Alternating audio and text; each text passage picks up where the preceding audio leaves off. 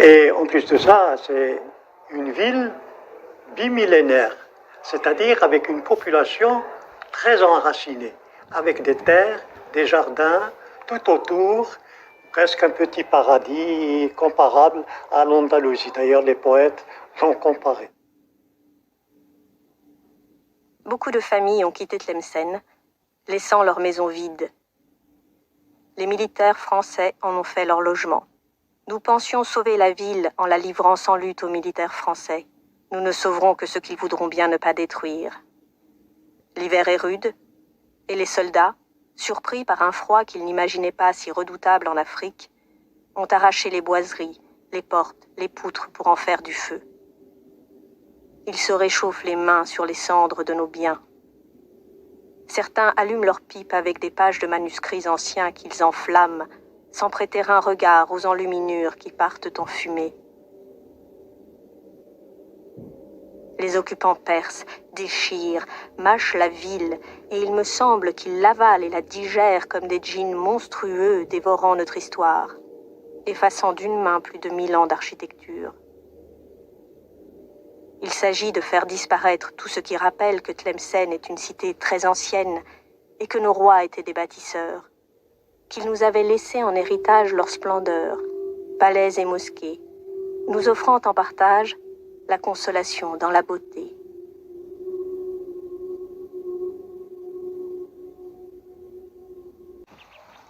Détruire nos mosquées n'était pas assez brutal pour les occupants sans vergogne.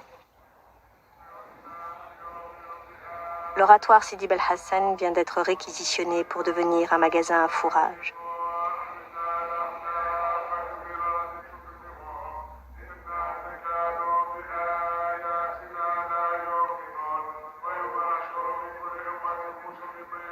Ses proportions harmonieuses offrent au regard le repos et la douceur. Son plafond de cèdre sculpté attire le regard vers le ciel.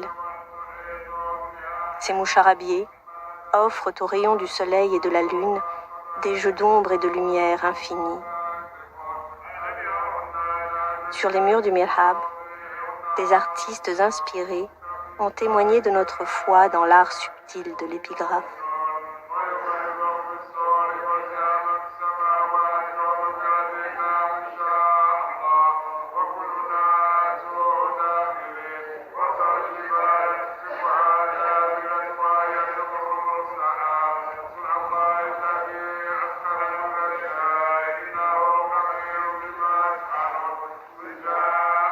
Creusant délicatement le stuc de versets du Saint-Coran. Des colons arrivent par dizaines. Ils viennent de France, d'Espagne, d'Italie, de Malte. L'Europe déborde de migrants fuyant leur propre terre. Les colons arrivent vêtus de misère, la famine dans les yeux, et leurs mains avides de posséder plus que leurs maigres bagages. Ils nous raillent parce que nous cultivons la terre avec des outils de bois.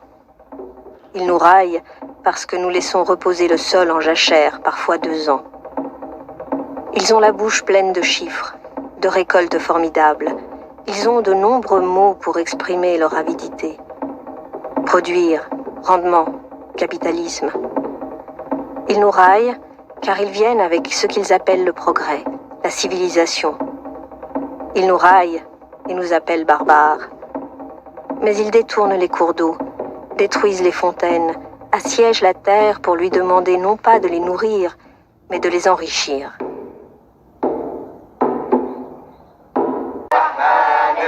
Les Français détruisent les médersas pour agrandir leur ville sur les ruines de la nôtre. Ils savent bien ce qu'ils font en brisant le savoir et la transmission du savoir. Nos collèges, vidés de leur substance, nos enfants ne seront plus nourris du savoir de nos pères. Nous deviendrons ignorants, et l'ignorance conduit à la naïveté, et la naïveté à l'asservissement. Un homme asservi n'est rien, car il ne peut rien, ni pour lui, ni pour les autres. Notre fer s'est brisé contre les armes du colon. Le calame seul peut aujourd'hui mener la guerre.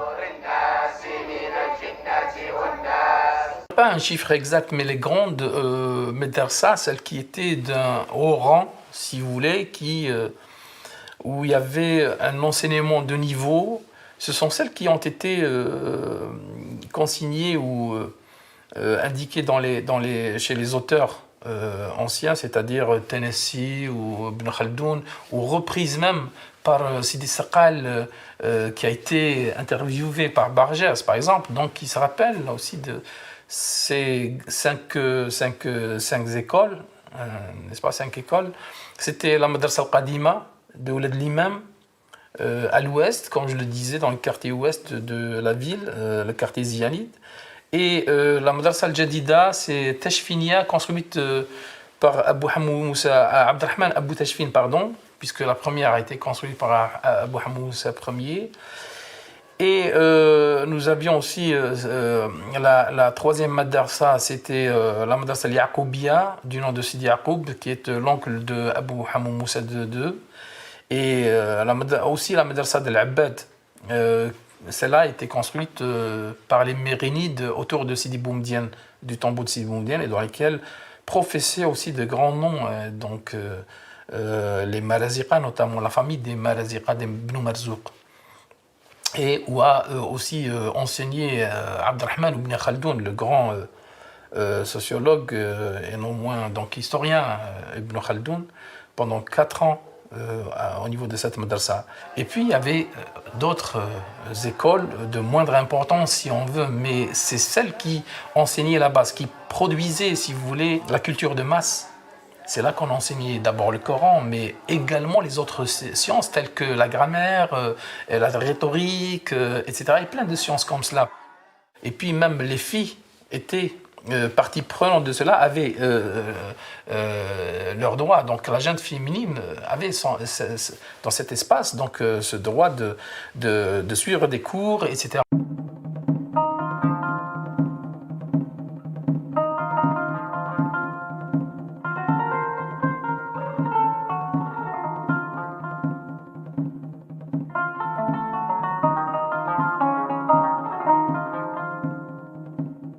Les professeurs de nos universités ont quitté la ville avec les ouvrages précieux qu'ils ont pu sauver.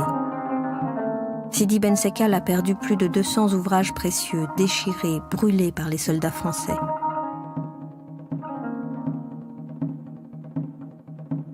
Et je revois en pensée les manuscrits dispersés.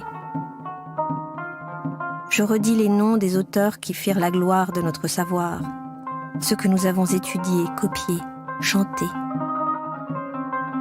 Ô voix qui ont résonné dans nos cœurs et nos écoles, ô voix qui ont fait vibrer au monde la gloire de l'étude, du savoir, du partage des sciences, du débat et de la controverse.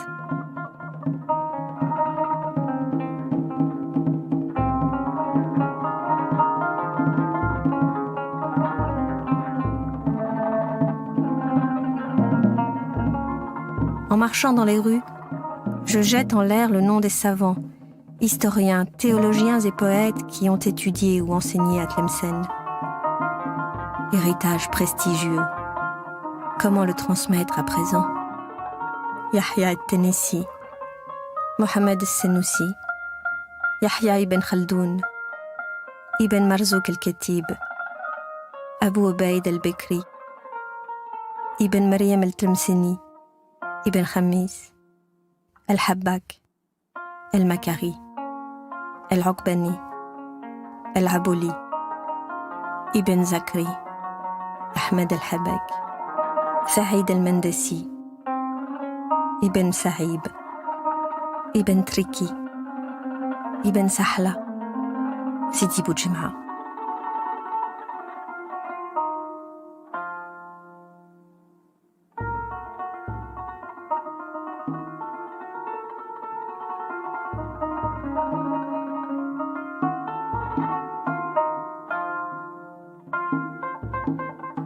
Lorsqu'on avait fait la comparaison entre les Français et les Algériens, du moment où on avait dit que les Algériens n'étaient pas aussi analphabètes qu'on le disait. Presque tous connaissaient la lecture et l'écriture, même au niveau des femmes. Et donc beaucoup de de maisons, beaucoup de mausolées, mais surtout de mosquées et de madrasas ont disparu comme cela.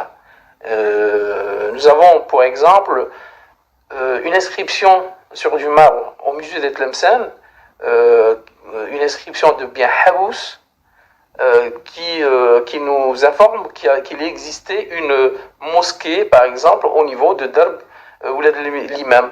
Ça a été fait sciemment. Les Français ont su quelque chose. Il y avait un architecte de grande valeur, M. Dutoit, qui est venu étudier le bâti de Tlemcen, et il a mis le point sur la Tachfinia. Et à chaque fois qu'il faisait un rapport pour dire quelle est la valeur de la Tachfinia, à chaque fois les Français, les politiques, voulaient la détruire. Et depuis 72 jusqu'en fin 75, 1875, ils demandaient toujours à ce qu'on préserve cette médecin. Et à chaque fois, le rapport disait il faut la détruire. Pour la simple raison qu'elle représentait l'art zionide dans son summum. Et il ne fallait pas montrer qu'en Algérie, il y avait un État. Donc, ce n'est pas un produit, le produit algérien ou tlemcenien était à éliminer. Mais par contre, au moment même où ils ont détruit la médecine Tachfinia, ils vont restaurer Mansoura. Ils vont restaurer Sid el-Halwi et ils vont restaurer Sidi Boumdine. Ce sont des lieux des Mérinides. On les restaure, mais ce qui est zionide, il fallait le détruire.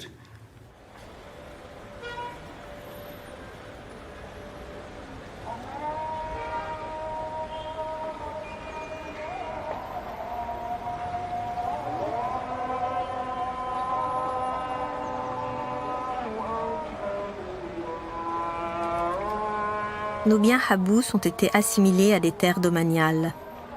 Biens des mosquées, des zaouïas, terres indivises de tribus. Tout est avalé par la voracité des colons. Dans le mépris total de nos coutumes et de nos lois religieuses. Harassés d'impôts, dilués dans leurs lois, nous sommes ravalés au rang de grands enfants dociles que les Français contrôlent et gouvernent. Artisans, commerçants, vieilles familles de Tlemcen organisent une résistance secrète pour garder nos traditions, les transmettre, afin que ne disparaissent pas avec nous la Qassida, le Melhoun, la San'a, la Gharnata, afin que ces mots ne soient pas que des mots sans chair, sans résonance, afin que nos mots redeviennent nourriture de l'âme, prière et savoir, afin que nos mots chantent à nouveau. Citadelle des anciens rois, n'est plus. Si les murs sont restés debout, les soldats français ont rasé les palais. Dar el-Moulk, Abi Fiher, Darbaïda. Le monument, le joyau de l'Occident musulman, c'est-à-dire la Tachfinia, une université qui occupait une partie de la place de l'indépendance ou la place de la mairie anciennement, et qui également touchait une partie de la mairie, celle qu'on vient de restaurer, tout ça était cette université. Et selon le grand spécialiste de l'art arabo-musulman, Georges Marseille, c'est un joyau de tout l'Occident musulman. Alors là, bon, au début, on n'a pas voulu le toucher, on a fait ce qu'on en voulait. Il a fallu attendre le début de la Troisième République, c'est-à-dire 1873. Il y a une divergence entre les historiens. Bon, que ce soit 73 ou 75, finalement, la Tachfinia disparaît. Savons-nous que ces destructions sont les plus dévastatrices? Savons-nous que les colonisateurs nous tuent plus sûrement qu'avec un fusil en nous ôtant le savoir? Savons-nous qu'oublier notre langue, notre culture, nos livres, notre art, notre enseignement, c'est bientôt nous oublier nous-mêmes?